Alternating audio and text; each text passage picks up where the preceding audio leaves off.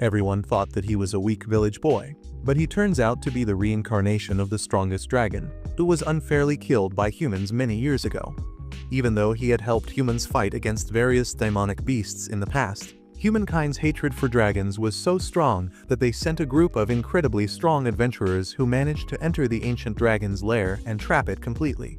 The hero of their party delivered the killing blow, and the legendary dragon wondered why would these humans want to kill him, even though he has never done anything to harm them. However, he had lived long enough and thought that dying now would be better than living on, but his time was not done in this world as he gets reborn as a boy in a family of farmers in a small village. His parents name him Dolan, and he grows up to be a pretty capable young man who tries to forget that he was a dragon in his past life. Kids are considered to be fully grown at the age of 15 in this world, which would have been a lifesaver for Epstein, but for Dolan it means to live on his own. One morning, Dolan meets up with his ugly-ass brother, and they go over to the nearby river to fish. His brother asks Dolan whether he is really going to the swamp tomorrow, as it turns out that some mysterious things have been happening near that area, but the captain of the village guard is busy playing Red Dead 2 and doesn't want to investigate. After catching a buttload of fish, he returns back to the village where he meets up with a hottie named Mal and a blonde idiot named Albert. They are impressed by the amount of fish he managed to catch, while Dolan thanks Mal for helping him train to take on any monsters in the swamp. Dolan then walks back to his house where he salts the fish and hangs it for drying, and a little while later, a red-haired lowly calls him for his daily magic training. He walks over to his teacher's house and uses an incredibly powerful magic spell, which impresses the old hag, who claims that his offensive magic is one of the best that she has ever seen. Later that evening, while he is returning to his home, he ends up running into a white bitch who looks like a rich noble man from 1800s. The old chief of the village introduces the girl as Christina, who is a noble lady and will be staying in the village for some time. Dolan simply shakes hands with Chris and immediately realizes that she is incredibly skilled. He wonders what she is doing here, but he doesn't have enough time as the sun is setting, so he hurries towards his parents' house to share some food he collected with them. He is warmly greeted by his family, and his mom cooks a bomb dinner for them as usual. After dinner, his dad tells him that he should get married quickly so that his hands can get some rest at night at least, but Dolan says that he wants to hoe out a little more in his single days before settling. The next morning, he leaves for the swamp, but finds out that half the village is there to say goodbye. After traveling for several hours through the lush forests filled with monsters and wild animals, he finally reaches the swamp, which has turned green in color and smells like my dad's socks, though I have never seen my dad or his socks. He analyzes the dirty water and realizes that the elemental energy of this place is unbalanced, and that's why no one can survive here. Before he could do anything about it though, he hears the rustling of some leaves and turns around immediately. He knows that only a very strong monster can survive these conditions, so he grabs his sword and gets ready for a fight. But the monster reveals itself to be an incredibly beautiful half-snake blonde bimbo. Dolan doesn't know what is happening, as she is an incredibly rare monster who should not be even in this region, and on top of that, the snake girl starts behaving like a stripper, having a seizure which only confuses him. She tells him that she is not here to fight, but before she could elaborate, a giant monster emerges from behind her and tries to crush her beneath his paws. She screams for help, and thankfully, Dolan comes in clutch as he slashes the beast's legs off before grabbing the blonde hoe and running away. The monster seems to be made out of muck as he easily regenerates its leg, while Dolan and the girl hide behind a giant shroom, which would have made Mike Tyson very happy. The thought immediately starts asking questions, but Dolan tells her to shut her dumb up as he needs to come up with a plan. A little while later, the monster moves away, which gives them a little room to breathe, but the snake girl immediately asks what the hell was that monster doing here. Dolan replies that the monster is an earth elemental which seems to have gotten cray-cray. He explains that this area used to be controlled by the lizard people, who sometimes used to do business with the villagers, but lately, they have disappeared completely, possibly because of this monster. He then turns towards the thought and asks what her name is. The girl replies that her name is Cell, and she is from the breed of monsters known as the Lamias. Dolan has heard of these labias or whatevers, as they are famously beautiful and are known for their impressive magical skills. He asks whether she would like to fight together, but she is not very confident in herself, claiming that her magic is not the strongest and she might embarrass herself. He tells her not to worry because he is going to carry, and she can simply provide backup. Cell agrees, claiming that she will try her best to provide support, but she isn't very confident about whether she can trust a human that she just met. Dolan gives her a signal, and they both go on the offensive, coming out of their hiding places and attacking the monster. The giant beast immediately attacks them as well, and shoots mud pellets at Cell, but thankfully, Dolan comes to the rescue yet again and slashes them off effortlessly.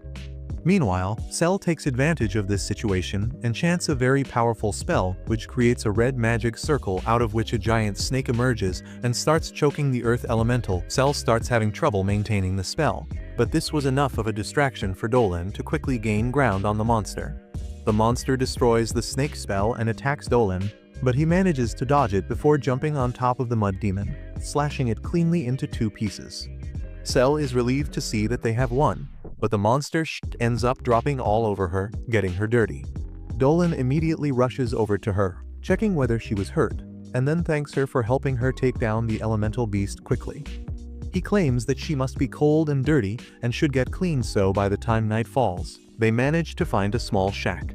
Dolan cooks dinner, and Cell, with her massive plots, asks if he is not scared of her at all, and he replies that she is not like the other Lamias that he has encountered, who were much more aggressive and wary of humans. He asks what was she doing so close to the human settlements, and she claims that she has recently turned 17, which means that she is an adult now and needs to leave on a journey to find a husband for herself, because Lamias are all females, which means that they have to find a husband from a different race. She claims that Lamias were created when a human female was cursed for being a TikToker, and because of the curse, their body has poison which not a lot of people can tolerate. That's why it's hard for them to find a man who can survive that. Dolan wasn't even paying attention as he was wondering where he needs to put it in a snake, but is snapped back to reality when Cell claims that her father is also a human. Dolan decides that he needs to nail this date, so he pours some of the most disgusting soup I've ever seen in my life and offers it to her. She excitedly eats her dinner and loves the soup, and Dolan tells her that his mother told him how to make it, and they eat it together every winter. Thinking about his family reminds him of the time he was the legendary dragon, always lonely in his own cave, but now things are better, and he has people who he trusts. The next morning, they both get dressed up as Dolan decides that he won't act like a desperate incel and play hard to get. He tells Cell that he would be heading back to his village now, while Cell replies that she will continue her journey south to keep looking for her husband. Dolan smiles and wonders whether their paths are bound to cross again during their journey, but decides to leave for now as his adventures are just starting. The next day, Dolan and the redhead Loli learn how to cook like Walter White and Jesse Pinkman from the old hag. She tells them that unlike normal medicine, magical medicine needs to be prepared with much more care, because just a tiny bit of imbalance in the ingredients can be life-threatening. The Loli seems to be a pro as she gets the recipe right in the first try, but Dolan fumbles and ends up giving himself blue balls. The old hag tells him that he needs to have better control over his fingers, otherwise he won't be able to keep his girlfriend happy, and he apologizes. The Loli Aerie tells him that it is not the case and he can keep any girl happy because she is sure that he has a cannon between his legs, and the old hag realizes what's going on. Later, Dolan gets invited over for lunch by Aerie's family, and as they pray to the goddess Myrael, he thinks about how he has not seen her since a very long time. After lunch, he runs to the French idiot Albert, who is training some kids to become future knights.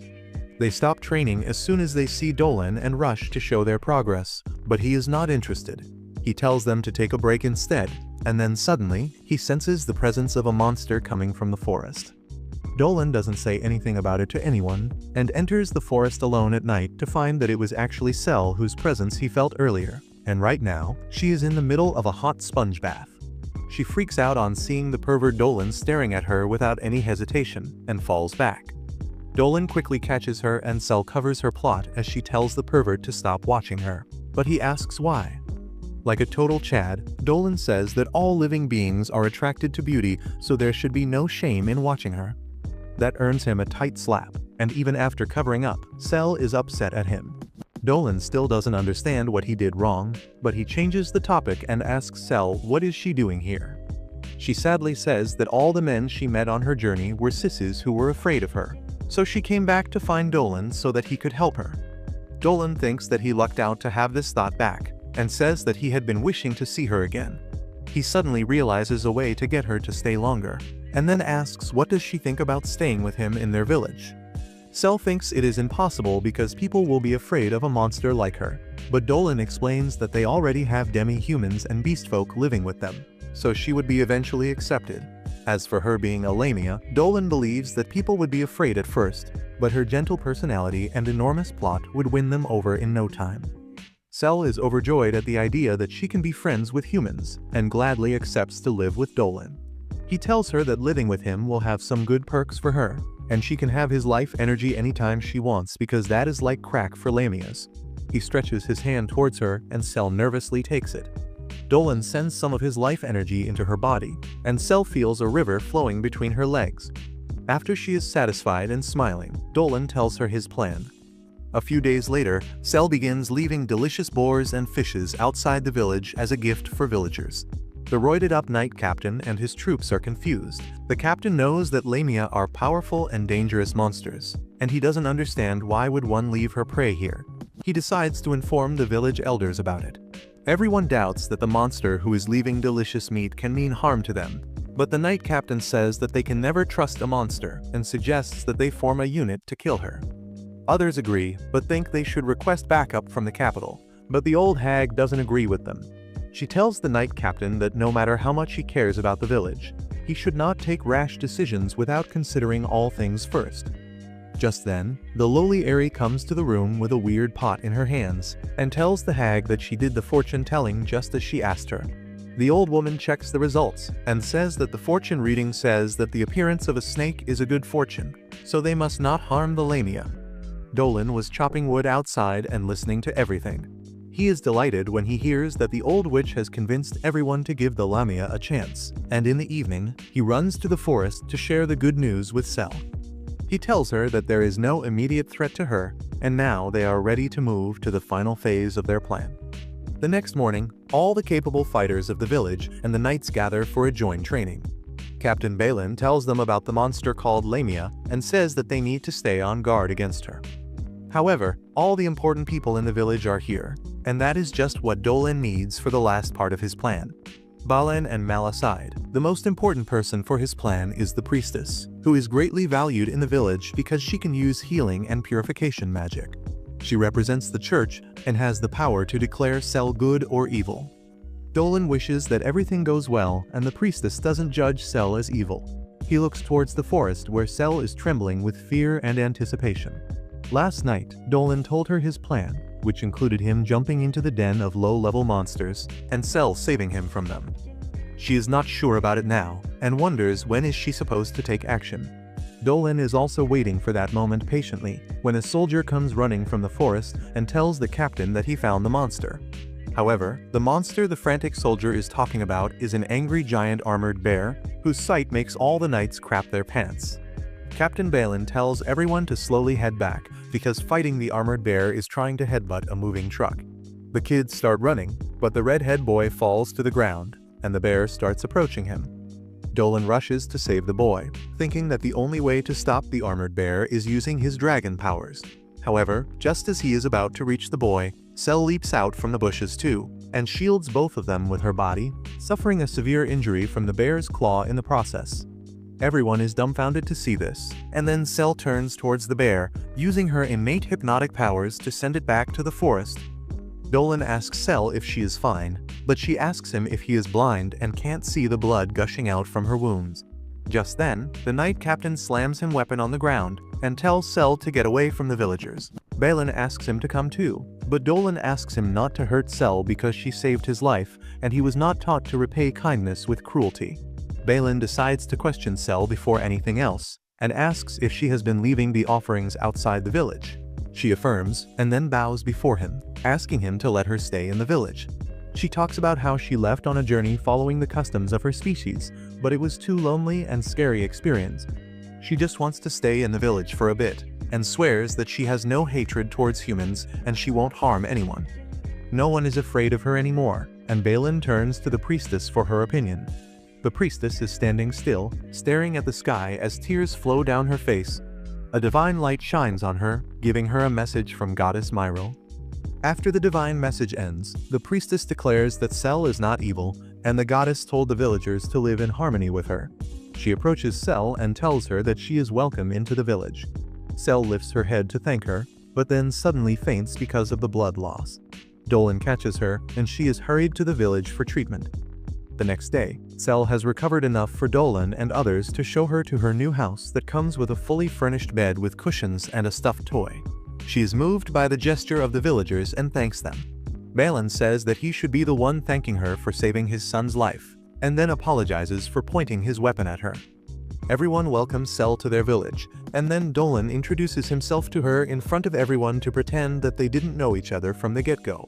A couple days have passed by, and now Sel seems to have totally melded with the villagers. Dolan is obviously delighted to know that his efforts were successful and decides to thank the goddess Myrael himself. Later that night, he leaves his body in an astral form and immediately launches himself towards the night sky. He enters heaven in his dragon form, and the beautiful goddess Myrael is ready to welcome him. They make small talk, and he thanks her for saving Sel from being killed by the villagers. And Myrael replies that the Lamia seems very nice, so she had no choice but to save her. Dolan still finds it hard to believe that a literal goddess managed to recognize that he was a dragon born in a human form, but Myrael simply laughs, claiming that his life force was much stronger compared to the others whenever he decided to pray. She claims that he always seemed so sick of living when he was in his dragon form that it really surprised her to find him happy and fulfilled as a human. Soon he returns back to his physical body, and the next morning, he is woken up by a happy Sel who burst through the door, telling him to get his ass out of bed. Dolan tells her to knock before entering, as he sometimes likes to bust one before starting his day.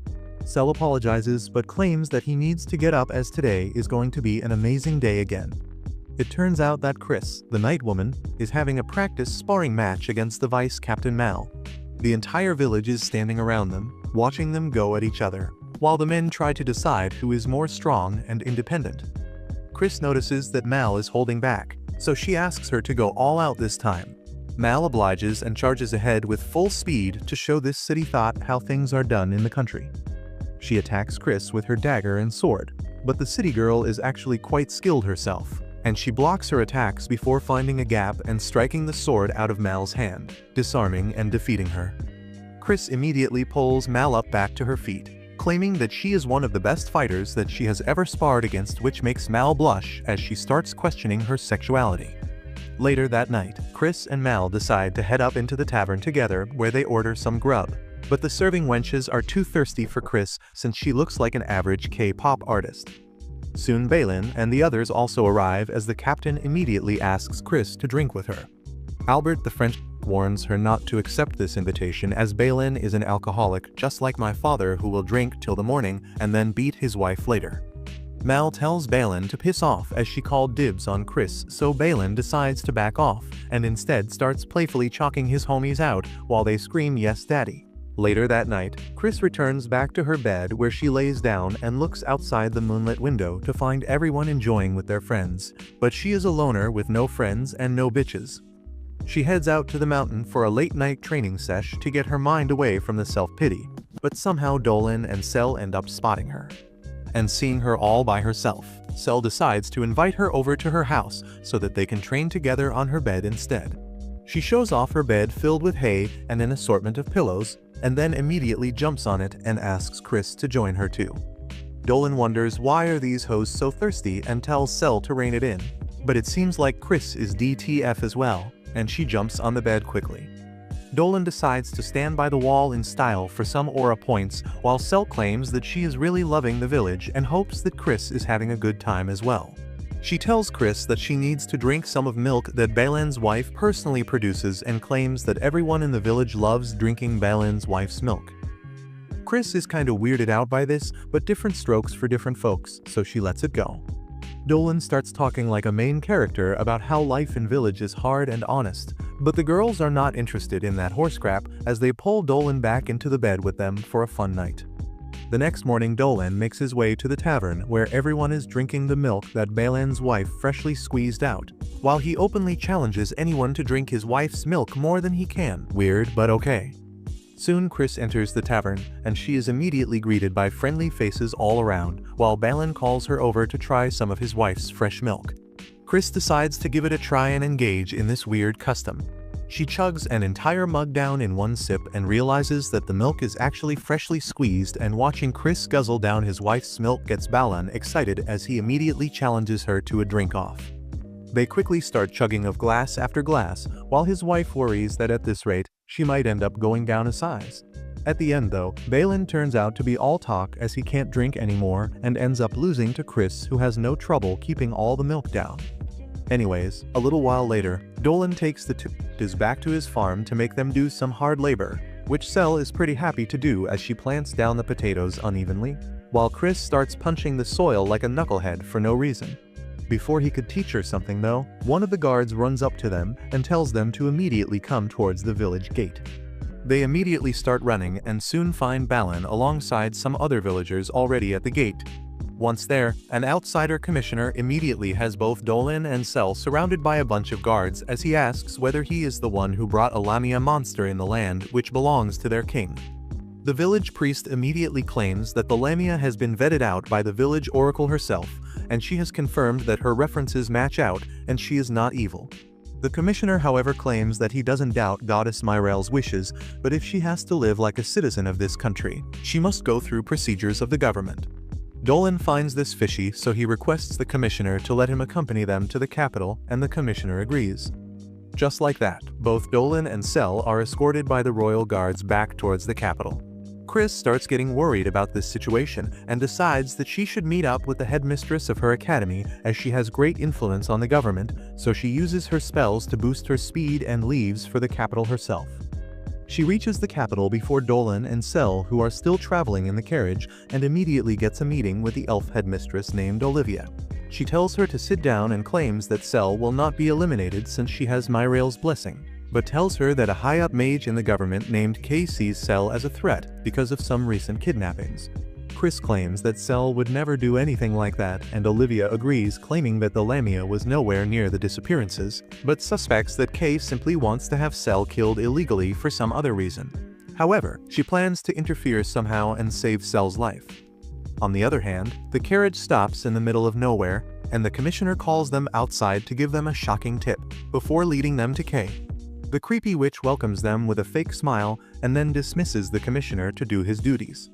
Inside the mansion, Kay's servants lay out a feast for their guests, and she tells Sel to feel free and eat anything she wants because she should at least treat her well for calling her here so suddenly. Sel thanks her, saying that when the soldiers showed up, she thought they were going to kill her, and Kay says that it is not true because she has no plans to kill someone as innocent and beautiful as Sel. As they begin eating, Kay tells Sel that she has seen many Lamia in the past, but she is the prettiest of them all. She says that she likes everything about her, especially her flawless skin and pretty scales. Then suddenly, she reveals her true colors, saying that she almost wants to eat Sel alive. Sel is shocked by this female Jeffrey Dahmer, but then suddenly, the drugs mixed in the food hit her, and she loses consciousness alongside Dolan. On the other hand, the old commissioner reaches Olivia's office, and Chris is shocked to see him. She asks him where are Dolan and Sel, but he ignores her like you ignore the homeless guys outside KFC, and says that he needs to talk to Olivia in private. She tells him to skip the formalities and let Chris learn what is going on. He says that there is a female mage in the city who is over 300 years old, and they suspect that she is behind it. The mage is a human, and they suspect that she is basically aping Orochimaru and stealing the bodies of young women to stay young forever. And this time, she has taken an interest in a Lamia. Chris freaks out as she pieces the information together, and the commissioner says that they don't have much time if they are going to save her friend. Back in the basement of Kay's mansion, she is ready to perform her experiments on Sel. She admires her beauty and life force, and then picks up a blade to skin her before doing anything else. However, before she can harm her, Dolan tells the creepy witch to stop. He frees himself from the restraints, and Kay asks if she messed up the drug dose. Dolan pays as much attention to her as you pay to the donation request from Wikipedia, and begins examining the magic circle on the ground. He realizes the witch's deal, and asks her how many people she has killed. Kay replies that she stopped counting after 100, and Dolan asks her the reason. She tells him that she loves all things beautiful and wants all of them for herself. So she just collects whatever she finds beautiful and uses it to enhance herself. Dolan knows that this spell is forbidden and asks if she made a deal with the devil to learn it. Kay affirms and then says that she has got her body parts from various creatures. However, she is getting bored of her old skin that has started to come loose now, so she was planning to replace it with a Lamia's skin. She says that she can become even more beautiful this way, and then suddenly, Cell asks her if she brought her here just for this reason. On seeing that even she is awake, Kay wonders if her drug is so weak. Cell runs to Dolan's side and asks the witch if she led the other women to believe her as well before she betrayed them. Kay says that they were doomed to live pitiful lives anyway, but she saved them by putting their beauty to better use. Cell has tears in her eyes on hearing such horrible things, and she says that the old commissioner was right about her. Kay is a bit surprised to hear his name, and then Dolan takes out a communication device hidden inside his ear that has been transmitting their entire conversation to the commissioner and others. Kay still can't understand the reason behind this, when suddenly, the wall is blown up and Olivia enters there with her unit. As Chris goes up to check up on her friends, the commissioner orders the soldiers to arrest Kay. Olivia apologizes to Dolan and Cell for using them as baits, but she needed proof of Kay's wrongdoings so that they could punish her. Olivia and Chris tell Kay that she can't become beautiful by stealing from others, and the only thing that can help her is a rebirth. Kay becomes pissed on hearing this, because they have insulted her lifelong struggle to become more beautiful. She was born really ugly, and both her parents left to get milk because they didn't want to see her face. When she first realized that she was ugly, Kay snapped and began attacking every beautiful people she found to steal whatever was most attractive about them. With her newfound beauty, she got the attention of the devils, and with their help, her ambitions and cruelty grew even more. Now that her plan has been fouled, Kay is really angry, and she decides to use her 300 years worth of research to destroy all her enemies. She suddenly transforms into a big, fat and ugly creature, which reminds me of your mom. She attacks Cell, but Dolan gets her to safety, so she attacks the soldiers with her tentacles, and these dumbasses can't even defend themselves. Cell uses her cursed eyes to stop Kay, giving the soldiers a chance to run. However, stopping something so big quickly drains her power, and Kay attacks her. Chris steps in front of Cell and slashes off Kay's fingers, but she immediately regenerates them. Chris awakens the true power of her sword and runs towards Kay, slashing her arms and tentacles with precision. This makes Kay furious, and she summons hundreds of eyes over her body to use dark magic.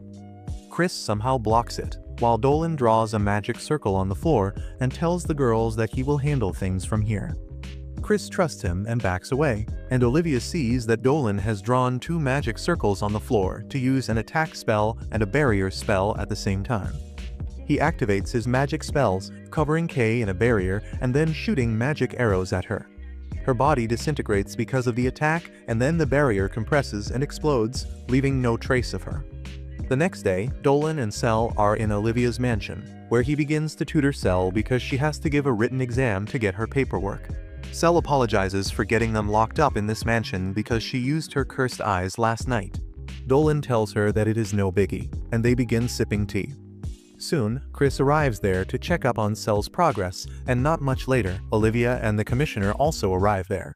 The commissioner apologizes to Cell and Dolan for getting them involved in the incident with Kay, and Cell gets flustered. Dolan and Cell tell him that they don't mind because everything ended well thanks to the information and the antidote he gave them beforehand.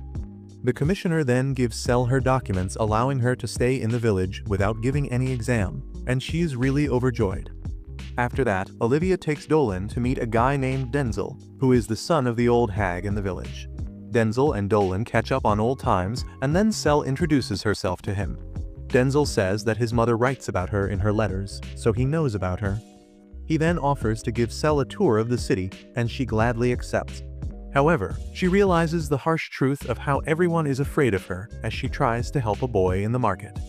Dolan comes to comfort her, so she says that they should buy some gifts for everyone in the village and return there now. Later, Dolan and Cell are about to leave for the village, when Denzel and Olivia exchange glances, before inviting Dolan to join the academy. Denzel says that he heard about his extraordinary magic power that could be refined here, but Dolan says that he has got his hands full with the village stuff at the moment. Suddenly, Olivia walks up to Dolan and whispers that she can sense that his soul is different. She tells him that if he wants to use his powers to help people, he should come and widen his knowledge in the academy.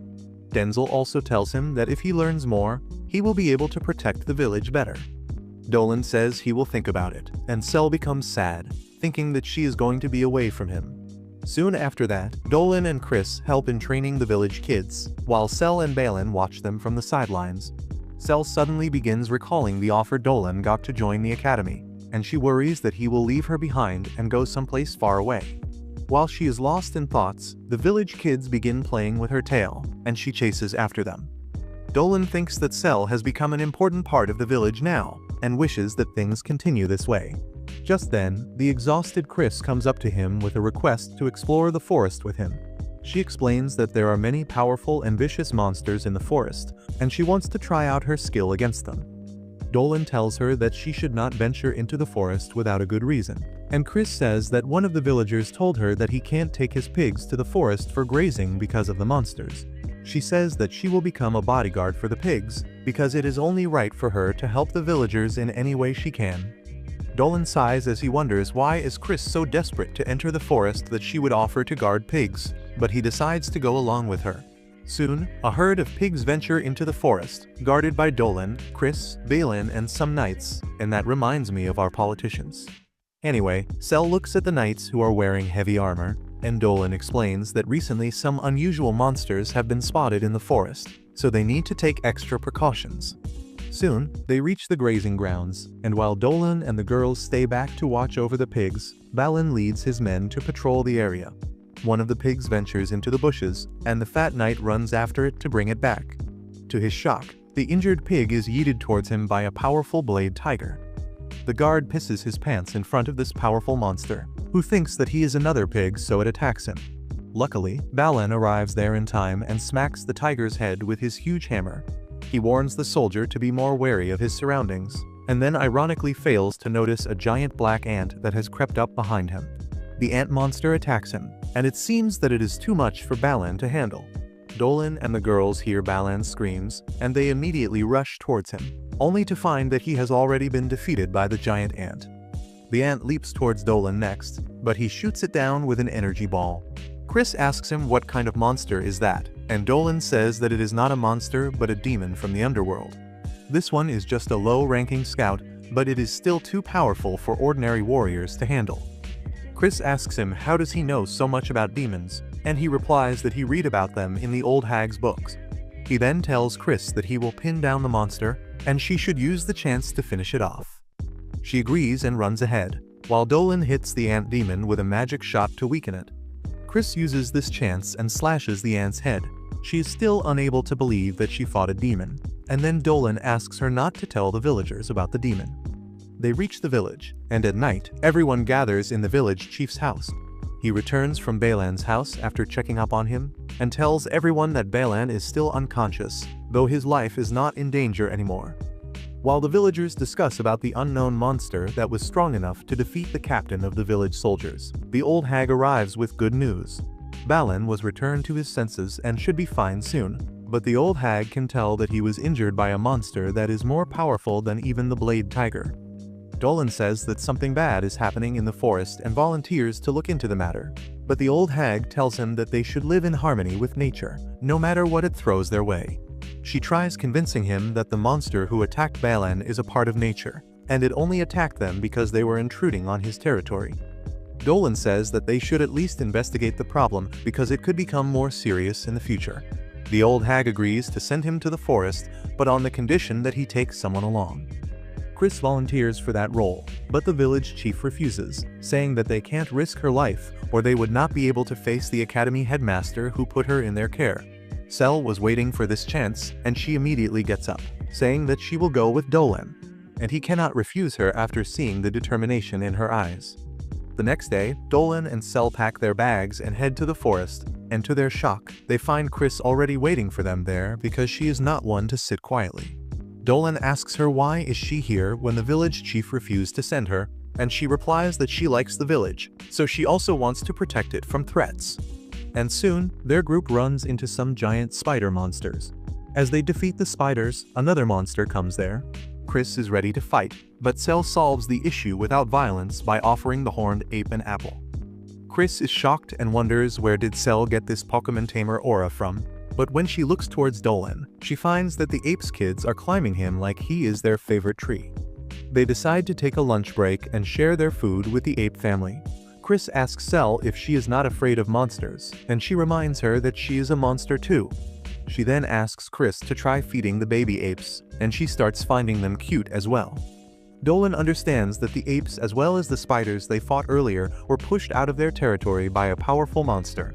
He wonders about the monster that terrorized them while eating, and then Cell suddenly remarks that Chris looks graceful even when she is eating a simple slice of bread. Dolan agrees, saying that Chris is elegant and graceful, which makes her turn red with embarrassment. Cell feels her insecurity complex kick in, and she immediately asks Chris to share her secret of being so charming so that she can use it to find a good husband. Dolan tells her that she doesn't need to do anything special because she is already charming enough, and Cell starts blushing hard as she thinks that Dolan means that he is going to take her as his wife. While she is living out their happy married life in her imagination, Chris and Dolan sense the presence of a demon nearby. Suddenly, a ball is thrown towards them, and inside it is an unconscious fairy. Just after that, another demonic ant arrives there and Dolan immediately charges at it while instructing Cell to take the monsters to safety. Chris comes to support him, and together, they take down the demon ant, but Dolan senses that more of them are coming.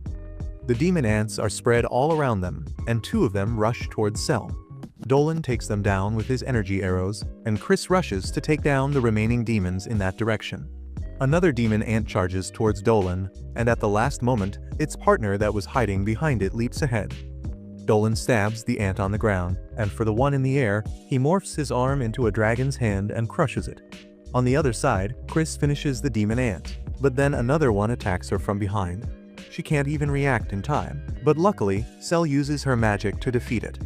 After that, they wake the fairy up and ask if she is fine. She thanks them for saving her, and then introduces herself as Maul. She says that the demon ants were chasing after her, and Dolan realizes that someone higher up the authority commanded them to do that.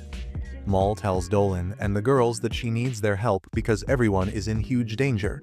Just as she says this, everyone feels that they are surrounded, but not by the demons.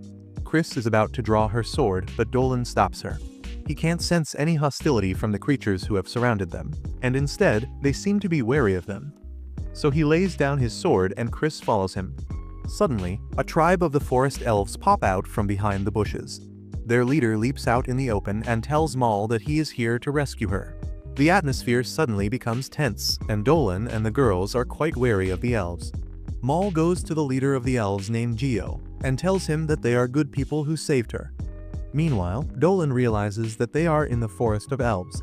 He assures his girls that they don't need to fear anything because they are not here to fight, but asks them to stay behind him just in case.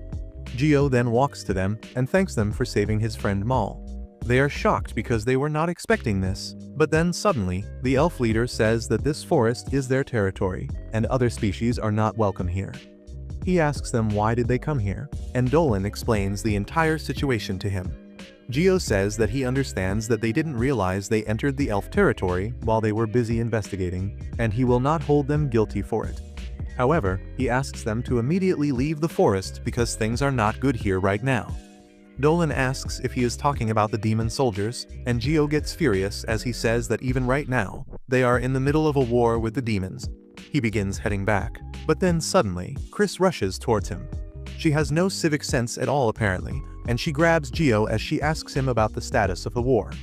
The elf archers point their arrows at her, but Dolan and Cell pull her back quickly.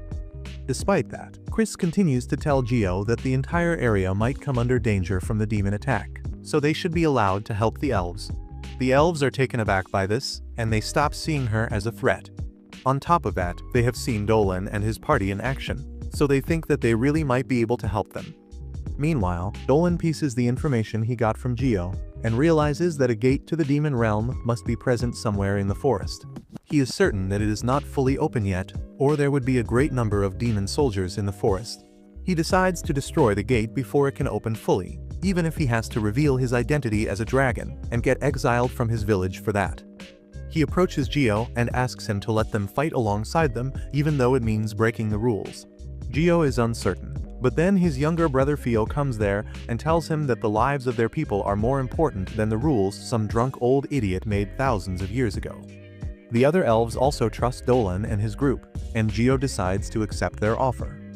He He is about to shake hands with Dolan, when suddenly, a pillar of dark energy rises in the middle of the forest, creating a strong earthquake. While everyone is perplexed and terrified, Dolan is the only one who realizes that the gate to the demon realm has fully opened. The elves decide to head back to the village, and Dolan uses a wind spell to boost their speed. Meanwhile, 3 demon knights pop out from the gate, with the mission to lay the groundwork for their king to conquer Earth and get his hands on a valuable treasure. They are really excited for the mission, but one of their comrades is not yet here, so they decide to pass time with a little game. The vampire Loli says that she can smell elves nearby, and they will try to find them. Whoever finds them can kill them in any way they want, and the half-lizard, half-man demon gladly accepts the offer. The gigantic armor demon, however, says that he doesn't have time to waste on this, and he will stay true to his mission.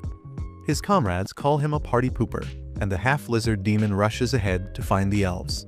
He soon finds them struggling with the demonic ants, and introduces himself as the demon knight Jord, the best spear user in the demon realm. He declares war on the elves and transforms his hand into a lance. He charges towards the elf village, and they try to shoot him down, but their arrows are unable to pierce his thick armor. Jord attacks the fortress with his lance arm, tearing a big hole in it. He is proud of his strength, and then finds an elf soldier who has been separated from the rest. He goes to attack him, but then suddenly, some prickly and sturdy vines tie him down. Jord tries to break free from them, but he is unable to do so, because the goth witch mommy named Diodora, who is controlling them, has tremendous experience with ropes and stuff. On the other hand, Dolan and his group have to defeat a horde of ant demons in their way. The elves shoot them with arrows, and Dolan uses a powerful spell to rain energy arrows to take dozens of them down with one strike, while Cell holds them at bay with her evil eyes. In the meantime, Geo opens a shortcut to the village and leads the elves through it. He asks Dolan's group to come quickly too, but they decide to deal with the demon ants first. Dolan hands the girls some magic stones he found in the swamp a long time ago, and using their power, they unleash powerful wind and earth spells to crush many demons at once. Dolan finishes the job by using a powerful explosion magic, and then they join Geo and others on the shortcut. Back at the village, the goth MILF Diodora holds Jord down and tells him that he won't be forgiven for his sins against the creatures and people of this forest. He laughs, saying that being weak is the only sin, and they died because of that. Diodora tells him that he is weak too, and now he will die as well. She deals the finishing blow to the half-lizard demon, but her rose vine starts crumbling into dust as the lowly vampire shows up. She tells Jord that he is too impatient and stupid, which is why she came looking for him. She introduces herself as Rafflesia and tells Diodora that she is quite powerful, but she won't be able to defeat her. Diodora decides to show her full power by summoning the flower spirits, but they don't answer her call. She panics, wondering what is happening, and then Rafflesia throws a bunch of flowers in the air, telling her that she has already dealt with all the flower spirits. She tells Diodora about how she killed them one by one, and how the spirits screamed in pain and called her for help. This enrages the goth mommy, who says that the flower spirits were her friends. She launches an all-out attack on the lowly, who creates a dark barrier around her that stopped the attack. The thorny vines immediately rot and crumble, as Rafflesia says that she is also a flower spirit, but she is a flower of the demon realm that grows only with blood and souls as its feed. She spreads her dark aura around, and the giant rose vine Diodora was standing on crumbles. She jumps away to safety, but still attacks Rafflesia, who tells her that it is pointless. She easily destroys the thorny vine, but there was another one hidden behind it that manages to injure her. Rafflesia is furious that her face was injured, and she swears to kill the Black Rose Witch. Diodora returns the sentiment, and both of them stare at each other intensely. But then Jord tells the two girls that he is here too. He charges at Diodora and breaks through her wall of thick vines. Using this chance, Rafflesia attacks her. Diodora tries to dodge her attack, but she manages to hit her. Diodora finds that she has got a severe burn wound from Rafflesia's punch, and her mana is constantly leaking out of it. She fears that she is going to die at this rate. She doesn't want to die before she avenges her friends, but that doesn't seem possible anymore. The two demon knights charge at her, and Diodora resigns to her fate. However, just then, a bright object falls from the sky, shocking everyone. It lands right at the location of the two demons, who quickly get to the side. They wonder what is happening, and even Diodora has the same question. The light suddenly subsides, and from it, Dolan emerges, shocking everyone because they didn't expect a human to join the fight in this fashion.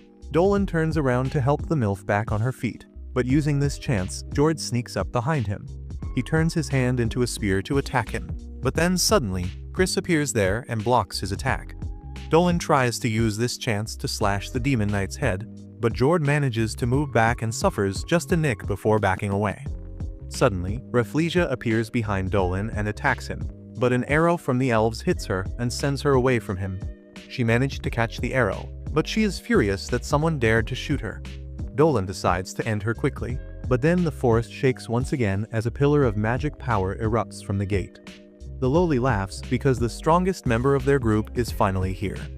Jord wants to finish the humans before he can get here, but then suddenly, he finds himself unable to move because of Sel's power. She comes down the stairs and turns her rage into power, summoning a 7-headed snake to attack Jord. Rafflesia runs towards her to suck her magic power, but Dolan uses a powerful explosion spell to yeet her high in the air, and then Diodora slaps her to the ground with one of her rose vines. Meanwhile, Sel has tied down Jord with her snakes, and Dolan charges a powerful fire spell to finish him off. Suddenly, he feels another powerful enemy attacking the village, and changes the target of his spell to it. And then from the smoke of the explosion, the huge demon knight named Jaren comes forward. He appears right next to Sel and says that his master wants her, and she cannot refuse. She is afraid of him, and because of that, her grip on Jord becomes weak. He tears through the magic snakes, and then tells Jaren that the Lamia girl is his prey. He attacks Sel, and Dolan rushes to help her, but Chris is faster than him, and she deflects the demon's attack. Jord is impressed by her strength and says that she must be a superhuman. He says he will have more fun killing her, and Chris tells him to have fun while dying at her hands. She awakens the power of her magic sword and then swiftly climbs on Jord's back before stabbing him. He gets enraged and Chris attacks him again, while Sel uses her power to summon a rock hand and restrains Jaren. She asks Dolan to leave this bastard to her, and then blasts it with a dark magic attack, but he is not harmed at all. She uses the 7-snake spell again, but Jaren says that it only feels like a massage. She tries to choke him with the snakes, and he only says, "Harder, mommy." He tells Sel that she is not fit to be on a battlefield because she is not prepared to kill. He tears through the snakes with his axe, and then attacks her, but Dolan blocks his swing. He charges his hand with magic and punches Jaren away. He is amazed at Dolan's strength, who says that the battle is already over. Just then, the last demon knight lands there and Dolan can tell at a single glance that he is quite strong. Jaren backs away as he lets the new guy take charge of battle, and Dolan can say that he is not a barbaric demon who just wants to hurt others for the fun of it. Instead, he looks like a battle junkie who enjoys fighting with strong opponents. The 4th demon says that Dolan is really strong to be able to hurt one of his peers. He draws out his massive swords, saying that he will enjoy this fight to the fullest. Dolan charges at him and clashes swords with the demon, who is impressed by his strength. He says that Dolan reminds him of someone else, but they definitely can't be related. He then attacks Dolan with both his swords, but he parries the attack with his dragon skills, shocking the demon. Dolan realizes that the demon noticed his trick and attacks him without giving him a chance to recover. The demon tries to counter, but then Dolan uses an explosion spell at him point blank, but he survives that. Dolan says that he seemed different from the other demons right from the beginning, but he massively outclasses them. This can only happen if the demon is a fallen god, and the demon is impressed that Dolan could get this much information just with a short interaction. He knows that Dolan is hiding secrets too, but he decides to talk with weapons and not words. Dolan realizes that he can't defeat the demon in his human form, but if he turns into a dragon, the elf village might get destroyed because of his power. The demon suddenly charges at him and pushes him back with reckless attacks, but Dolan finds a chance and counterattack. His attack is too shallow, and the demon laughs, saying that it is his lucky day that he gets to fight a strong enemy. He begins charging his mana, and then Rafflesia and Jord leap above him, telling Dolan that they are still in the fight. Sel and Chris want to help him, but Jaren is blocking their way. Rafflesia and Jord launch a combo attack at Dolan, but he summons his dragon wings instantly to launch a strong wind that blows away their attacks. He then shoots a magic bullet that brings them down, and in the meantime, the 4th demon has finished charging up. He stabs the ground with one sword and points 2 towards the sky as he begins chanting a magic spell. He tells Dolan that only if he survives this attack will he consider him a real enemy, and then launches a slash that reaches the sky. However, Dolan remains unfazed and uses his strength to strike the slash from below, easily dissipating it. The demon begins laughing at this, saying that he never thought that someone on Earth could dispel his ultimate attack. Dolan tells him that he is not fighting for his entertainment, but his attention keeps going to the girls who are facing the other demon. The fourth demon realizes that Dolan can't fight fully because of this situation, and since his true power may harm those around him, so he decides to change the rules of the battle to make it more enjoyable for him. He declares to the elves that they only have two choices now. They can either fight the demons and perish, or surrender and live under them. He declares that he and his friends will raid their village 3 days later again, and they should come up with a decision by that time. He then calls out to the other 3 demons and tells them that they have fought enough for today. Before leaving, Jaren tells Sel that mercy towards the enemy is a greater sin than defeat, and Jord tells Chris that he will never forget the humiliation he faced at her hands. He begins walking away, and Rafflesia climbs on his back as she tells Diodora that the next time they meet, she will torment her till she begs for her death. Diodora swears that she will get revenge for her friends. Back to Dolan and the fourth demon, they promise each other to fight at their full strength without mercy after 3 days. The demon laughs as it flies away along with its friends, and it seems that he has realized Dolan's true identity. As they get out of sight, Sel comes running to Dolan and hugs him. She is almost in tears as she asks him if he is fine. He tells her that he is completely fine, and then asks if she got hurt. Sel says that she is fine, and then Chris comes there to say that she is also not harmed, even though no one asked her. They go to the house of the village chief Dio, who was waiting for them along with his friends. He has heard about the fight and thanks Dolan and the girls for helping their village. He then introduces himself and his friends Blake the werewolf and Alcy and Arakan. The chief says that since this matter is bigger than just their tribes, they have decided to seek advice and help from the people in the kingdom as well. Just then, the elf headmistress Olivia comes there to represent the human kingdom, shocking Dolan and others. Chris asks Olivia what is she doing here, and Olivia reveals that she was raised in this village before she came to the human kingdom. As soon as she learned about trouble in the village, she immediately came here to help. The elf chieftain tells them to catch up later, because they have more important things to do right now. He says that they are not going to wait patiently for the 3-day ultimatum given to them by the demons to pass, and instead, they will gather their strongest warriors tomorrow and attack the demon gate. The spider mommy says that demons can stay in this world because they receive power from the gate, and the werewolf adds that once they destroy the gate, the demons won't be able to stay here and they will be sent back to their realm. Dolan steps ahead to tell the elders that he agrees with their philosophy, and he wishes to fight alongside the forest dwellers. The elf chief Dio says that they can't ask for more help from outsiders, but the werewolf thinks differently. He says that they have seen how strong Dolan and his friends are, and right now, their village is in a very dire situation. He says that they should be the ones begging Dolan to help them, and asks the old elf to reconsider. The spider mommy agrees with him, and then even Olivia tries to convince Dio to trust in the ability of Dolan and the 2 girls. She informs him that the kingdom is also going to send its troop to support the forest dwellers, but they will take some time to come here, and they should use all resources available to last till then. Dio is convinced after all this, and he requests Dolan and the girls to help them. Dolan tells him that they will do everything they can to keep the forest safe, and the girls agree. The Black Rose mommy Diodora doesn't seem to like the arrangement. On the other hand, Jord and Rafflesia are killing their own soldiers out of frustration because they couldn't finish their opponents in the battle. Jaren tells them to stop because they don't have an infinite supply of demon soldiers, but they don't listen to him. He turns to the fourth demon, Jorg, and asks him to say something, but he tells Jaren to let them do as they please. He believes that they are just high on adrenaline because of the upcoming battle, and it will be good to relieve some of their pent-up frustration before the fight.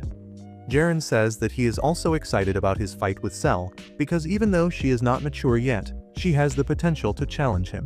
Jorg says that he only cares about Dolan, because he has not faced an enemy like him in a very long time. He can tell that not only is Dolan incredibly strong, his aura clearly revealed that he was not an ordinary human, but a greater life form he once saw when he was a warrior in the army of Lord Aldous, the god of war. It was a long and brutal war between the good gods and the evil ones, and Jorg and his friends were the few survivors left in their area. They were worried about their god who was fighting on the front lines, when suddenly, a giant white dragon passed in front of them. One of the soldiers knew that goddess Myrael had summoned the dragon god to help them in the battle, and Jorg could only stare at him with awe back then. Now, Jorg realizes that Dolan is the same dragon god who annihilated the demons in the past, and he is eager to fight him at his full strength. Back in the elf village, Dolan goes to talk to Diodora, who tells him to go away because she is not in the mood to talk right now. He says that he just wanted to make sure everything is alright before the battle, and Diodora snaps at him for being too nosy. She is startled when she finds that Dolan is closer than she expected, but he just asks about the wound she got in the fight. Diodora shows him the rotting wound in her stomach, and Dolan uses his life force to heal her. She is shocked and asks if he is even human, and he tells her that he is a bit of an exception. After that, Dolan returns to the room where Cell and Chris are waiting for him. The elf Theo and the fairy mall are also there with food for him. After Dolan eats, Cell takes away the plate, but he notices her hands trembling as she picks it up. Later, as everyone is trying to sleep, Dolan wakes up and finds that Cell is not in her hammock. She is in the balcony, staring at the stars while holding a plushie, and Dolan finds her there. She asks him if he can't fall asleep either, and before he can reply, he notices that her hands are still trembling. He decides to play along, and lies that he couldn't sleep so he came out to get some fresh air. Cell tries to comfort him, saying that she found something remarkable, and if he sees it, he will feel better too. Dolan doesn't have high hopes, but as he steps in the balcony and sees the moon shining from between the branches of a giant tree and illuminating the village, he is left awestruck. Cell says that she can also hear a cute clinking sound every now and then, and Dolan says that they must be blacksmiths working for the battle tomorrow. Cell suddenly gets nervous on hearing that and apologizes for calling the sound of blacksmiths working cute. Dolan sits down next to her to comfort her, and then says that he has noticed that she is looking extremely anxious ever since their battle ended. He says that he knows she is not cut out to be a fighter, but she got involved in the battle because of him. Cell immediately tells him that he is wrong, and says that it is not the fighting that she is scared of. She begins explaining that during the fight she had the chance to kill Jaren, who was evil and had hurt the elves. Despite that, she hesitated in killing him and froze in panic instead. She says that she is not a good Lamia, and Dolan says that he also thought that Lamia were supposed to be cold and cruel, but that was till he met her. He tells her that if she was like the Lamia he had heard of, he would not bring her to the village. Cell begins turning red as Dolan tells her that she doesn't have to change because he likes her as she is. Cell gets flustered on hearing this, and then Dolan gives her a small pendant. She can sense an incredible amount of magic coming from the pendant and asks what is it, and Dolan says that it is a good luck charm he made specifically for her. He doesn't tell her how he made it, but says that he made it with the wish to protect her. He ties the ornament around Cell's wrist, saying that it will protect her in the battle tomorrow. She feels better on hearing this, and as the two of them are staring at each other, Chris comes from behind and throws a blanket on them, saying that they will catch a cold if they sit out in the open. She then tells them that it is not fair to gatekeep such a beautiful scenery, and Dolan and Cell welcome her to share the blanket and the view. After a while, Cell suddenly stands up, declaring that she will protect this peaceful village, and for that, she will not hesitate in the battle. Soon after that, Cell falls asleep, and after Dolan tucks her in, Chris asks him if he knows anything about superhumans. He hesitates for a while and then tells her that he has never heard it before, and Chris believes him. The next morning, the combined forces of the forest dwellers assemble and Geo gives them an emotional pep talk. All the warriors are ready to fight the demons, and soon they set out to destroy the gate. Earlier, Olivia had explained the functioning of the demon gate to Dolan and the girls. There is one main gate and 3 smaller gates surrounding it. The forest dwellers will take care of one gate each, and then a special force led by Geo will ensure that Dolan and his friends reach the main gate without fighting so that they are in their top condition. Their carriage comes to an abrupt stop in the middle of the forest, and Dolan senses that demons are nearby. As soon as she hears this, Cell jumps out of the carriage, telling Dolan and Chris to go on ahead while she helps Geo's team to fend off the demons here. She tells them not to worry about her because she will be fine. Dolan accepts her determination and tells her not to push herself as the carriage speeds ahead. Selena looks at the protective charm Dolan gave her, and swears that she will not hesitate this time. Meanwhile, the demons are also ready for the forest dwellers' preemptive attack. Jord is guarding one of the minor gates, and a huge army of forest residents comes to fight him. On the other side, Rafflesia is also eagerly waiting for someone to come to her, and soon, Diodora shows up there alone. She declares that she is going to kill Rafflesia by herself, and the demon Loli laughs, saying that she is going to have fun while tormenting her. At another gate, Geo and his troops are facing against Jaren, but their magic and arrows don't have any effect on the armored demon. Suddenly, Cell comes there and tells everyone to get aside. She uses her power to create rocks in the air to crush Jaren, and then she is surprised by the result because she was never this strong. The elves are shocked to see her and ask if she is not going to the main gate with the others. Cell says that she left the main gate to Dolan and Chris. Just then, Jaren pushes away all the rocks and comes out. He tells Cell that she has got a lot of good magic, and it will be fun to eat her. Cell says that she will also swallow him whole, and I don't know if they are going to fight or do a 69. Meanwhile, Dolan and Chris are still heading to the main gate. Chris is worried about Cell and Dolan says that he will likely struggle a lot, but he was impressed by her determination to improve and he wants to encourage her. Despite hearing that, Chris is still worried about Cell, so she thinks that she should go back and support her, but Dolan stops her. He explains that he gave Cell a special magic stone that will help her. He asks Chris to trust in their friend, and she calms down for a bit before getting worried again. Suddenly, the carriage driver tells them that they are going to reach the next minor gate, where Jord is toying with the spider people and the werewolves. Chris tells the driver to escape because she is going to slam the carriage into the demon in a way that will make Dom Toretto proud.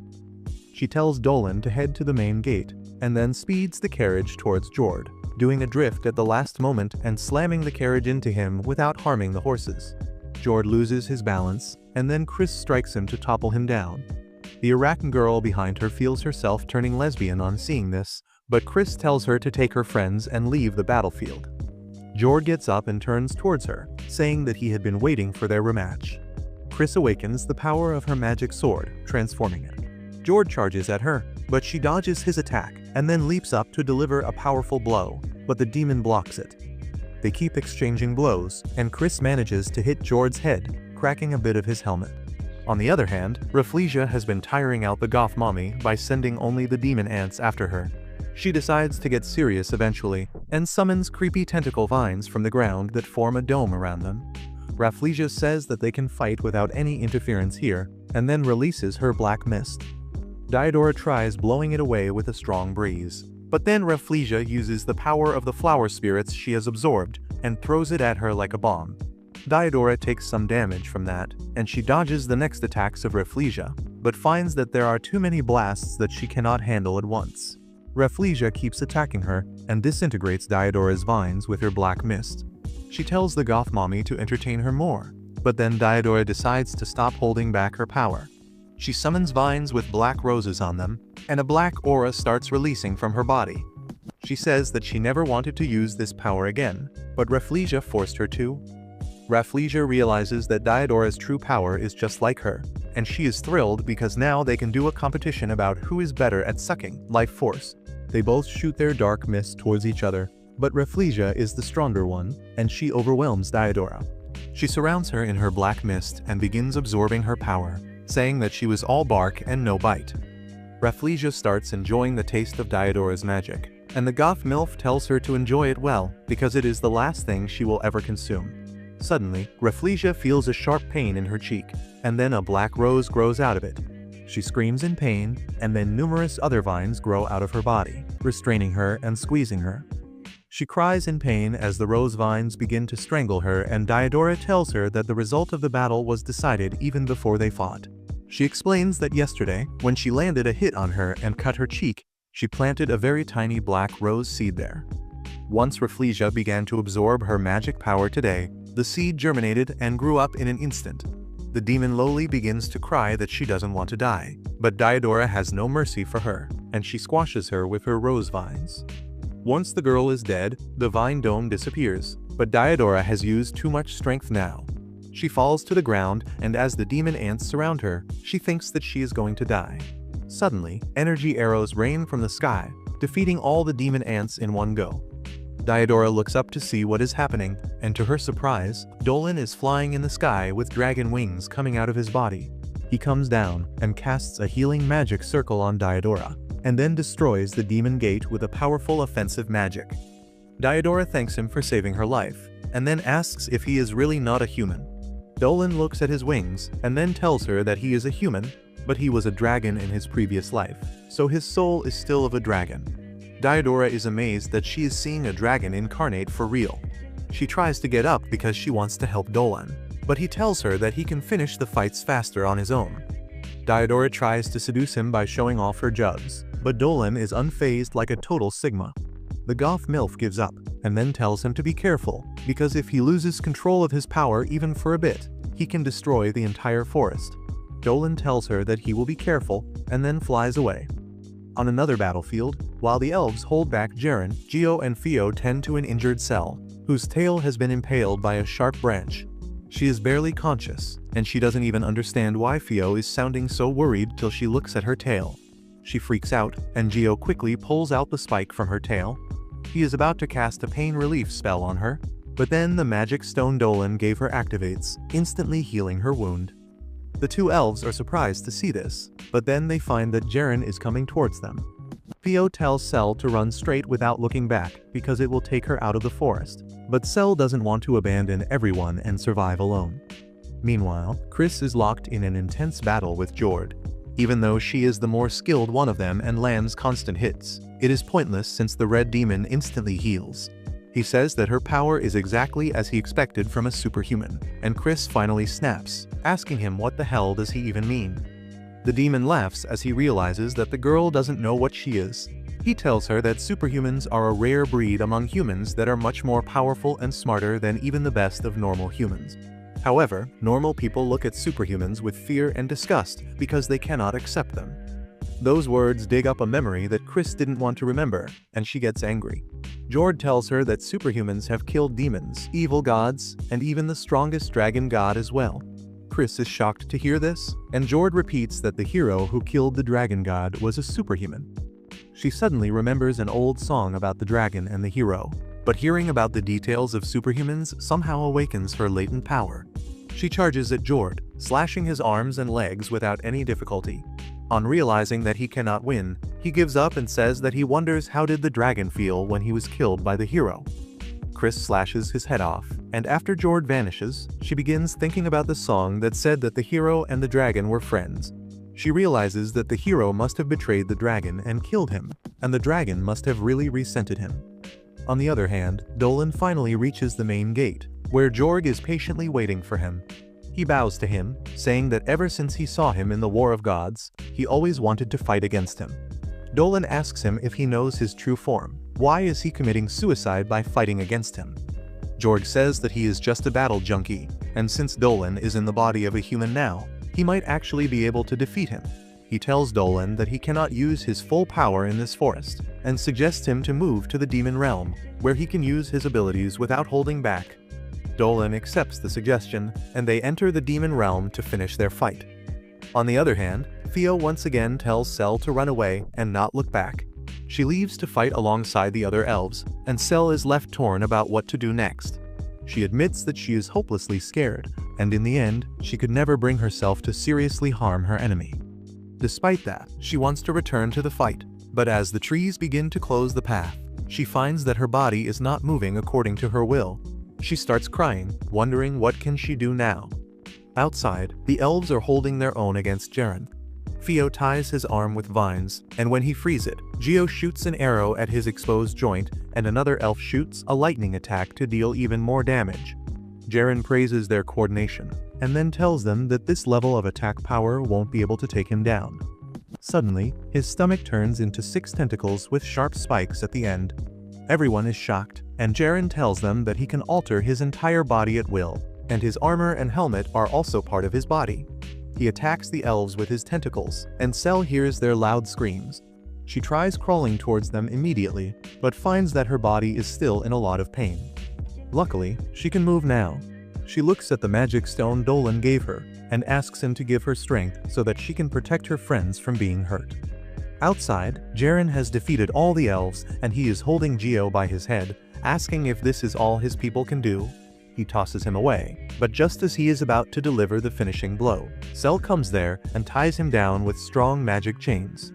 Everyone is surprised to see her, and Jaren laughs, saying that she will be more fun to fight than the elves. He tears the chain and then sends his tentacles towards her. But Cell summons her magic snake that bites the tentacles. Jaren decides to attack her directly, but she summons a giant fist from Earth and smacks him away.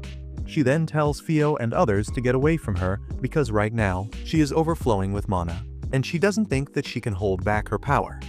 The elves immediately run away, and then Jaren stands up once again, releasing his demonic aura to fight at full strength. Cell summons a bunch of rocks to bury him, but he easily gets free from them. Cell starts chanting a powerful spell, and Jaren rushes to defeat her before she can complete it.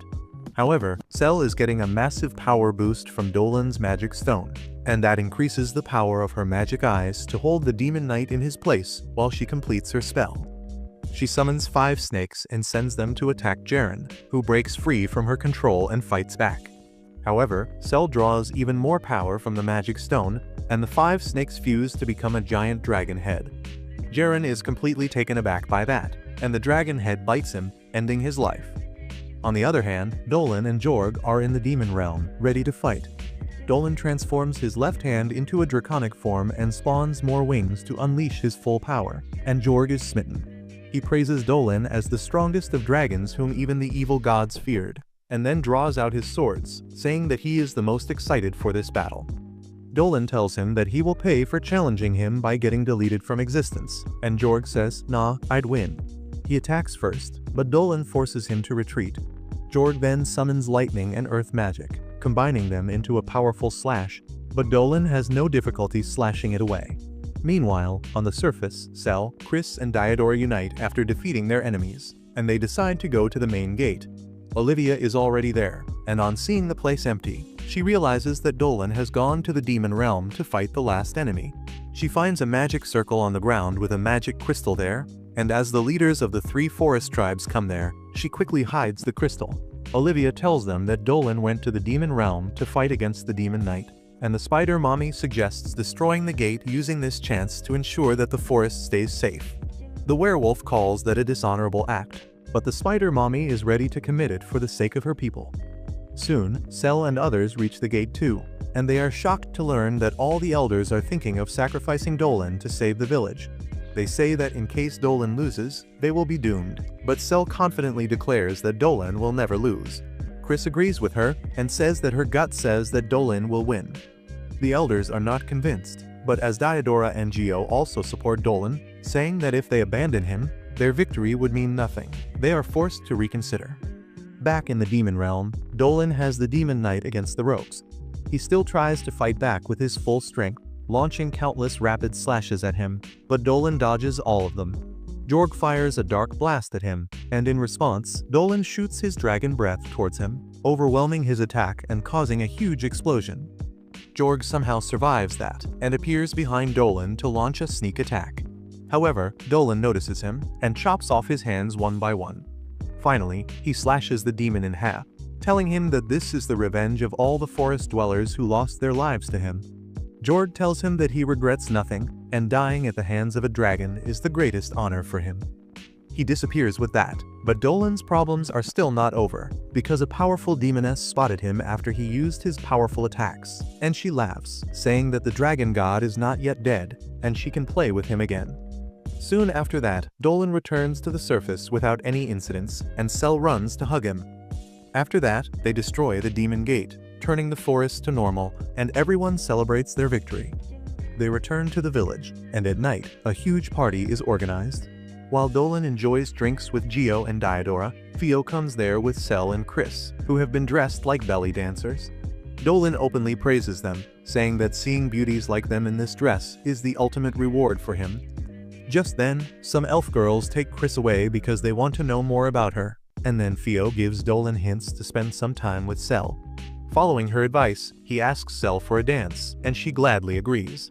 As they dance, she tells him how she almost ran away from the battle, but when she touched the magic stone he gave her, she felt like he was supporting her. After a while of dancing, Cell drinks too much and falls asleep on Dolan's lap. Suddenly, he hears a familiar song and decides to find who is singing it. He leaves Cell sleeping on the stairs and goes to the woods to find Chris sitting on a branch and singing an old song about the hero and the white dragon, who set out on a journey to defeat the evil dragon. Dolan is completely mesmerized by her singing, and he applauds her as the song ends. Chris is surprised to see him, and Dolan tells her that she sang beautifully. He asks her where did she learn the song, and she tells him that it has been passed down her family for generations. Dolan realizes something on hearing that, and then asks her if there is anything after the part where the hero and the white dragon defeat the evil dragon. Chris replies that the song ends there, and there are no lyrics after that. She asks Dolan what he thinks happened to the hero and the white dragon after they defeated the evil dragon, and he replies that it doesn't matter what they ended up with, because he thinks that the white dragon respected his friendship with the hero till the end. The next morning, Dolan and his friends get ready to leave for their village. Olivia thanks them for saving the forest, and then offers Dolan to join the academy again. He tells her that he needs more time, but he is surely interested, shocking Cell.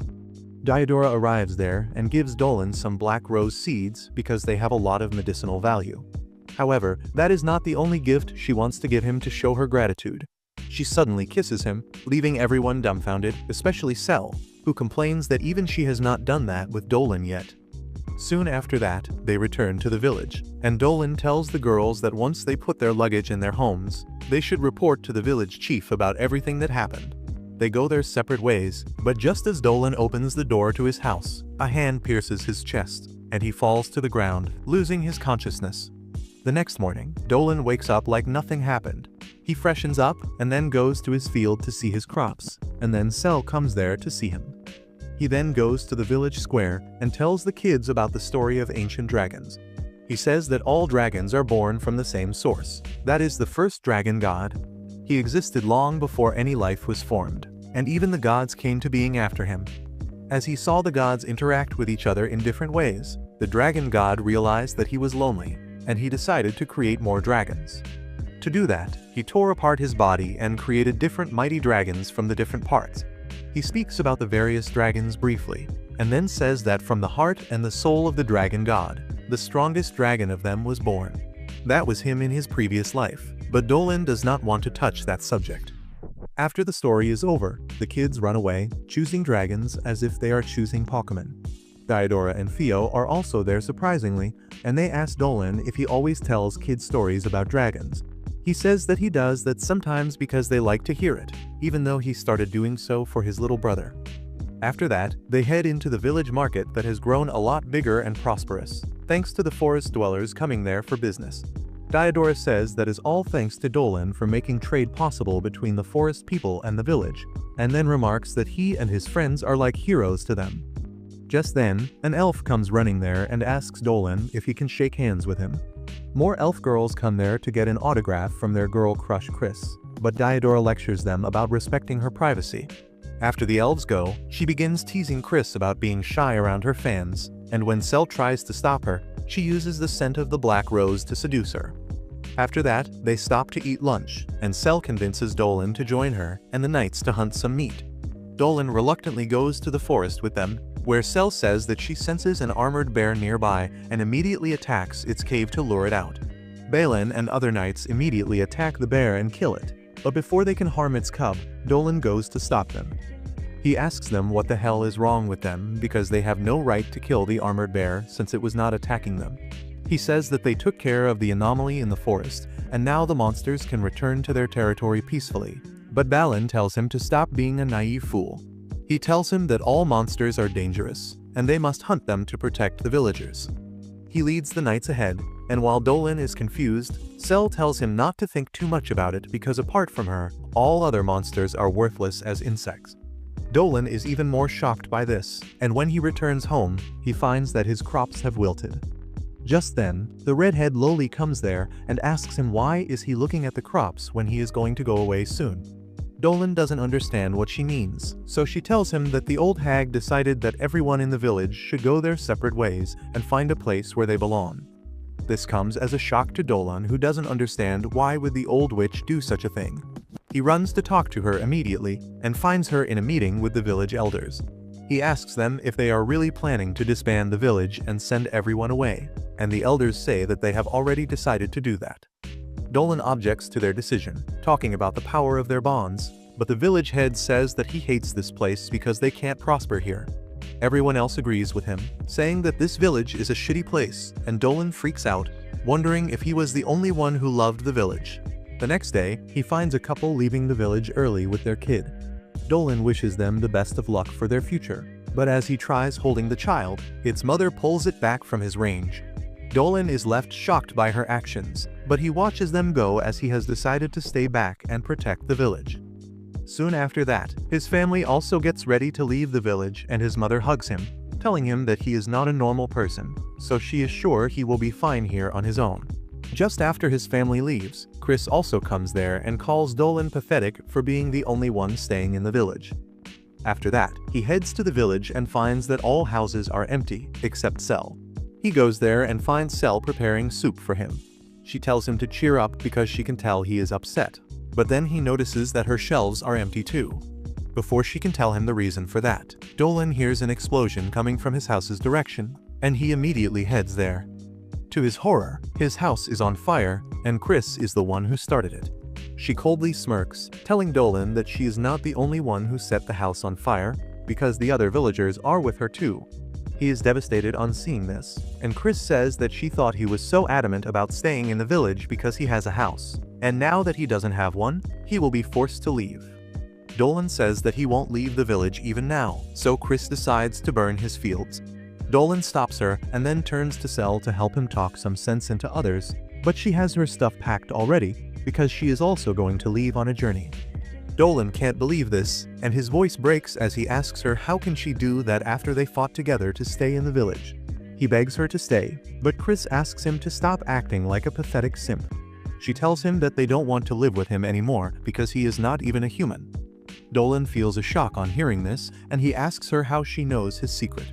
She tells him that when beings like him interfere in human matters, it is the humans who suffer.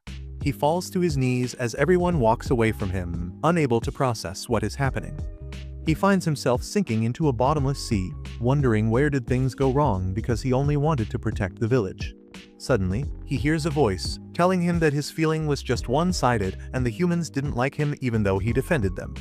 The voice says that he was just trying his best to be accepted by humans, but in the end, they saw his truth and disowned him. The voice says that he is pathetic for taking the help of his friends to say goodbye to the world like a coward, and the very next moment, Dolan opens his eyes and he is back to being a dragon. He finds himself back in the volcano where he used to live, and begins wondering if the 16 years of his life as a human was just a dream. The woman's voice tells him that it was indeed a dream, and he should embrace his role as the protector of humanity like before. Dolan is really shaken, but then suddenly, he hears Cell's voice, marveling at the dragon in front of her. She says that the dragon really looks like Dolan, and then adds that this place seems like a dream.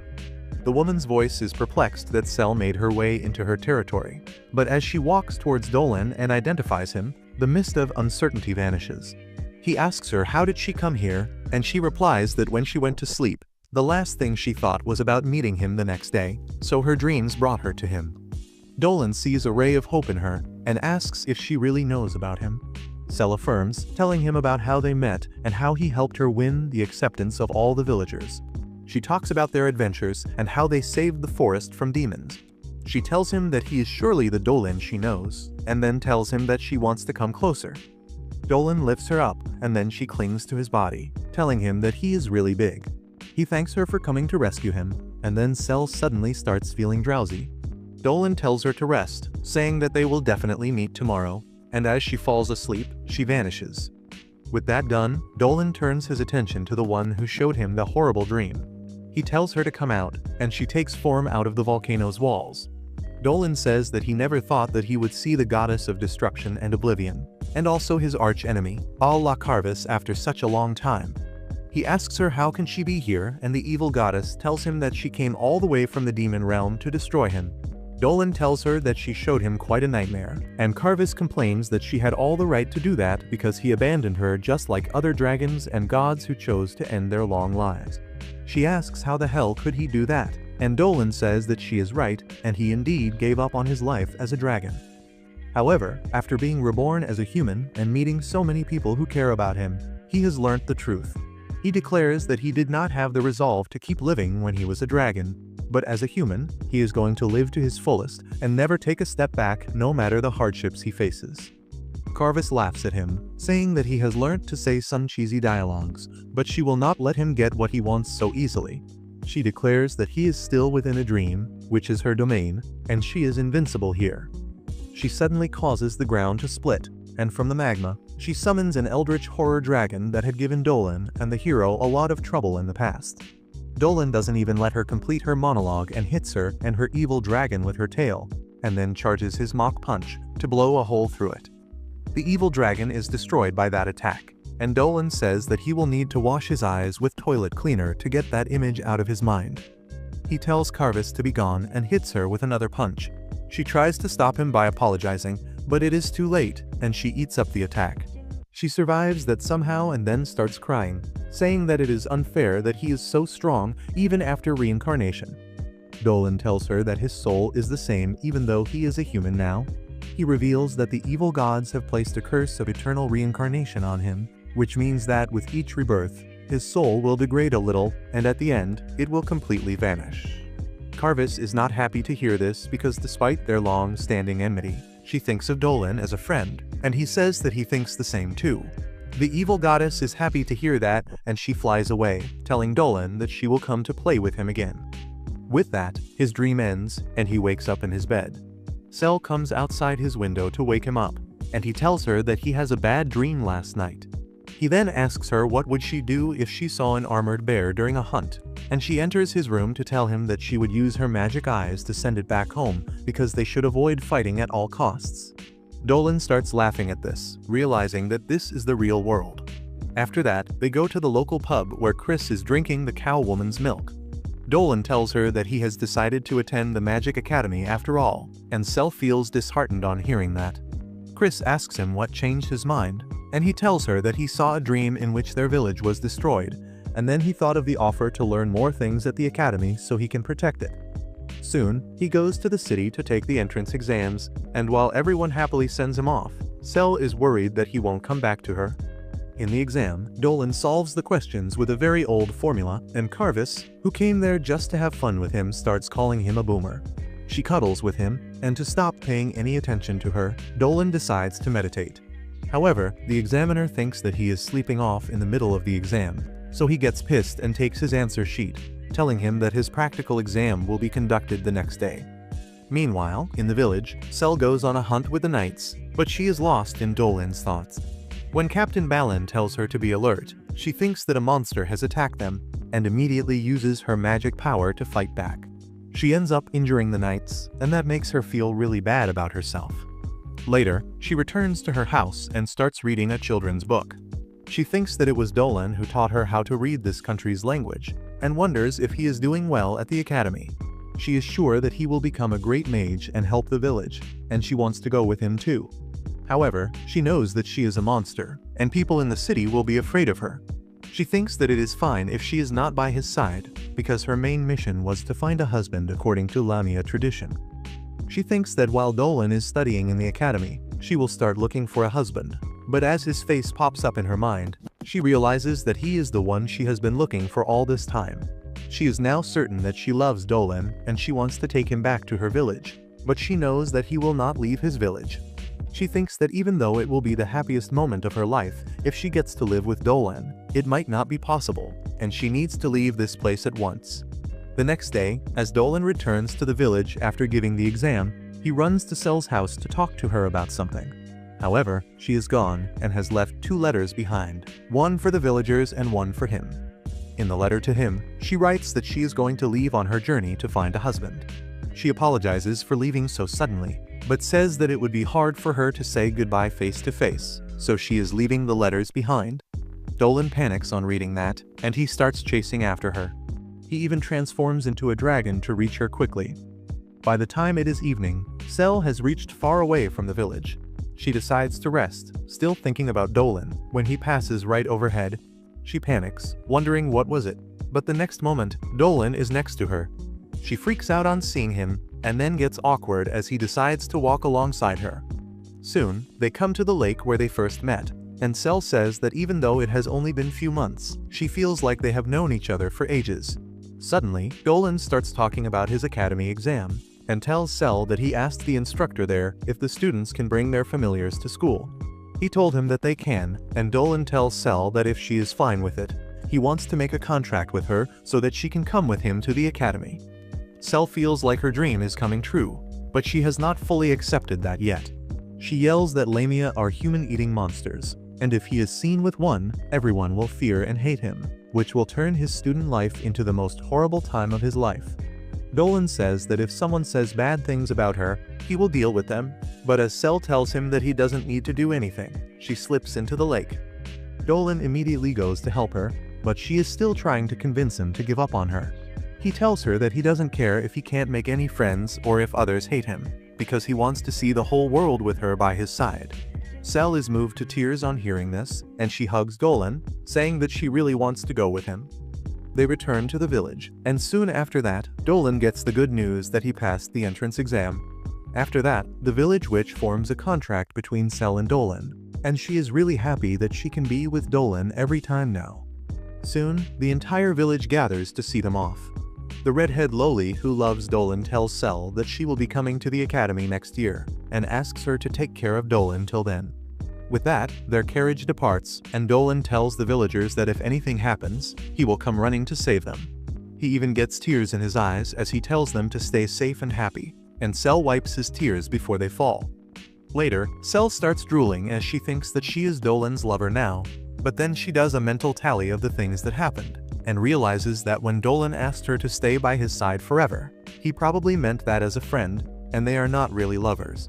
She is disheartened to hear that, but then Dolan tells her that he would love to visit her village someday, and he just hopes that she doesn't get bored of him before that day comes. She just smiles at him, anticipating the new chapter of their life.